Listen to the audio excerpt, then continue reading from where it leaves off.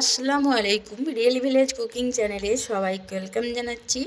আজকে আমি ঘরে থাকা সামান্য উপকরণ দিয়ে, যেটা আপনারা বাজার থেকে না এনে সহজেই ঘরে থাকা উপকরণ দিয়ে একটা মিষ্টি রেসিপি বানিয়ে দেখাবো, যেটা আপনারা বাড়িতে থাকা সহজেই সবার ঘরেই পাওয়া যায় গমের আটা দিয়ে বানিয়ে নিতে পারবেন। চলুন তাহলে শুরু করি আজকের এই মালপোয়া রেসিপি। ঘরেতে গমের আটা সবার ঘরেই থাকে কম বেশি। সেই গমের আটা আর এখানে আমি মিক্স করব এর মধ্যে মৌরি। উপকরণেই বাড়িতে এই রেসিপিটা বানিয়ে নিতে পারবেন, কিন্তু স্কিপ না করে পুরো ভিডিওটা দেখতে থাকুন, খুবই ভালো লাগবে। আমি মৌরি এবং আটা ভালোভাবে মিশিয়ে নিলাম। এই পর্যায়ে আমি এটা দুধ দিয়ে মাখাবো, সেই জন্য নিয়ে নিয়েছি আমি এখানে দুধ। 1 গ্লাস পরিমাণে দুধ নিয়ে নিয়েছি, অল্প অল্প করে দেব আর একটা ব্যাটার তৈরি করে নেব। পুরো দুধ একসঙ্গে দেব না, নাহলে বেশি পাতলা হয়ে যেতে পারে, অল্প অল্প করে দিতে হবে। আমি খুব ভালোভাবে এখানে মাখিয়ে নিচ্ছি।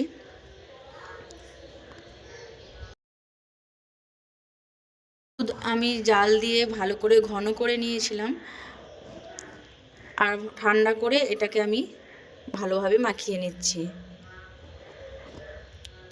ভালোভাবে মাখিয়ে নিতে হবে।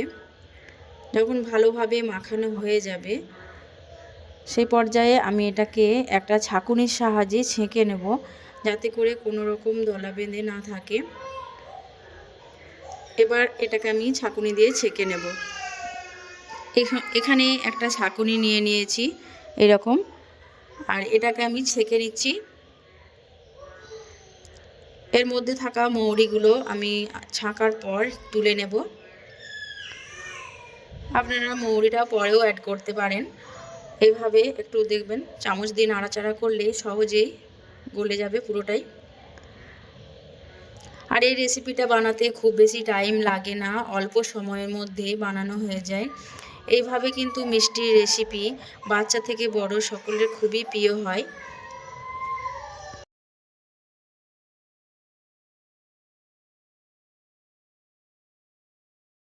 আমি এই মৌরিগুলোকে নিয়ে নিচ্ছি পুরোটাই, আবারও দিয়ে দিচ্ছি এর মধ্যে। এবার ব্যাটারের ঘনত্বটা আমি একটু দেখিয়ে দিচ্ছি কী রকম হবে। এই দেখুন, ঠিক এই রকম হবে ব্যাটারের ঘনত্বটা, ঠিক এই রকমের হবে।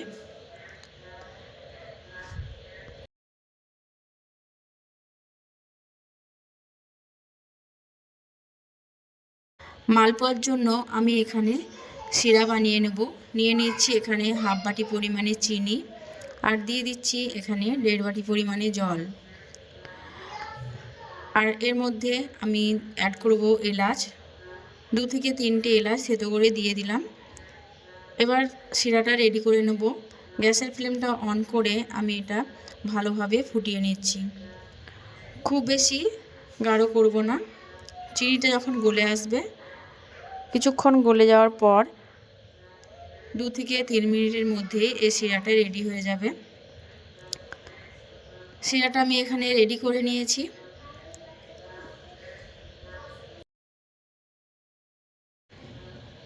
চিনি শিরাটা এক সাইডে রেখে দেব।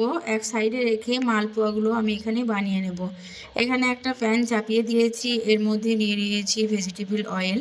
অয়েলটা যখন গরম হয়ে আসবে একে একে করে মালপোয়ার ব্যাটার আমি তেলের মধ্যে দেবো, আর একটা একটা করে মালপোয়া বানিয়ে নেব।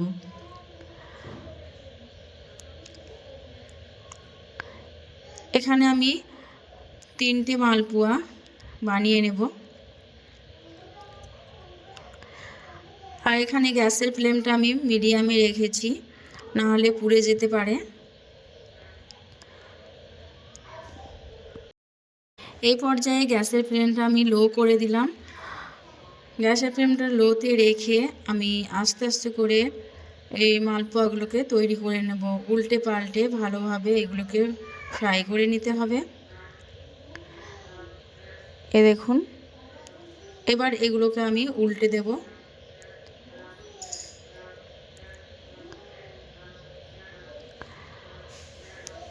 প্রতিটা মালপোয়া এইভাবে করে আমি বানিয়ে নেব। সব কটা মালপোয়া একইভাবে তেলের মধ্যে ফ্রাই করে নিতে হবে। আপনারা কিন্তু বেশি করে বানাবেন, কম বানালে হবে না, এতটাই টেস্টি হয় এই মালপোয়াগুলো। বাচ্চাদের তো খুবই পছন্দ হয়। আপনারা এইভাবে বানিয়ে সব কটা তুলে নিলাম। এবার চিনির শিরার মধ্যে আমি দিয়ে দিয়েছি, আর এই চিনির শিরাটা কুসুম গরম থাকতে হবে। এই চিনির শিরার মধ্যে প্রায় 10 মিনিট রেখে দিয়েছিলাম। এবার একটা প্লেটের মধ্যে নিয়ে নিচ্ছি। একে একে করে একটা প্লেটের মধ্যে কিছুটা নিয়ে আমি দেখাচ্ছি যে কতটা নরম এবং সফট হয়েছে। আপনারা না দেখলে বুঝতে পারবেন না যে এতটাই টেস্টি হয় এই রেসিপিটা। এইভাবে গমের আটার রেসিপি বানানো খুবই সহজ। বাড়িতে থাকা উপকরণ দিয়ে আমি সব রেসিপি বানানোর চেষ্টা করি। অনেকেই আছেন যারা হোস্টেলে থাকেন বা বাইরে থাকেন, তাদের জন্য কিন্তু এইভাবে সহজেই বাড়িতে থাকা উপকরণ দিয়ে আর বানিয়ে এই নিতে আজকের পারবেন। এই মালপোয়াগুলো পুরো মাখনের মতো, মুখে দিলেই মিলিয়ে যাবে, এতটাই সুস্বাদু এবং নরম হয়েছে। তাহলে বন্ধুরা, আমার এই রেসিপি আপনাদের কেমন লাগলো অবশ্যই কমেন্টে জানাবেন। ভালো লাগলে চ্যানেলটা সাবস্ক্রাইব করে পাশে থাকার অনুরোধ রইল। আর কমেন্টে অবশ্যই জানিয়ে বলবেন যে রেসিপিটা কেমন হয়েছে। আর বাড়িতে আপনারা একবার হলেও ট্রাই করে দেখবেন, একবার খেলে বারবার খেতে ইচ্ছা করবে, যে এতটাই নরম সুস্বাদু।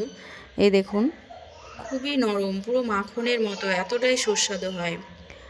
আর মুখে দিলে এর স্বাদ পুরো আলাদা, এতটাই টেস্টি হয়। এইভাবে কিন্তু আপনারা বাড়িতে বানিয়ে নিতে পারবেন। আমার চ্যানেলে আবারও নিত্য নতুন রেসিপি আছে, আপনারা ট্রাই করতে পারেন। এই দেখুন, আমি একটু ভালোভাবে আপনাদের দেখাচ্ছি কতটা সুন্দর হয়েছে। হাত দিয়েও দেখাচ্ছি কতটা নরম দেখুন। পুরো মুখে দিলেই মিলে যাবে, রসে ভরা টইটুম্বর। এই দেখুন কতটা নরম এবং সফট। কথা না বাড়িয়ে আজকের এই রেসিপি এখানেই শেষ করছি।